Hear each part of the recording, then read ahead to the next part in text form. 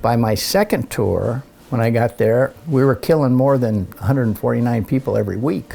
And I had a bunch of brand new pilots right out of flight school, warrant officers, teenagers. All their names started with an S, and they all thought they were handpicked to fly Dustoff, because Dustoff flying was the toughest flying. We had to land on the battlefield, we had to fly at night, in weather, etc. Those warrant officers is in 9.5 months, in a 40-man detachment with 3 aircraft available, carried over 21,000 patients. Now 40 men, 26 Purple Hearts. That meant some of them were shot more than once, but nobody was killed. So I'm scared to death. They're going to kill themselves because I know they're not going to come home without the patients. The weather was the biggest issue. In the morning, you had low valley fog, which was about 500 feet, like a snowbank. In the afternoon, you had to build up on the top of the mountains, which was where all the outposts were, where our soldiers were. And the enemy would attack in those conditions because they couldn't get air cover in to support the friendlies. And so I got a call one day for a kid who was on one of those mountains with the weather down about 1,500 feet, about a 3,000-foot mountain, but clear underneath. And he was bit by a snake.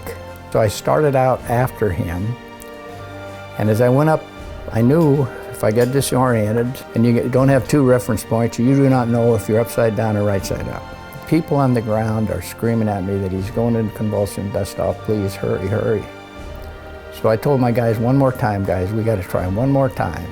And so I start back around, up, and I was hit by a gust of wind that blew me sideways.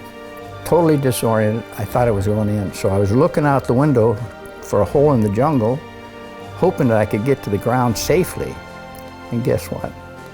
I saw the tip of my rotor blade, and I saw the top of the trees. I could see 20 feet in that stuff, and I had 2 reference points.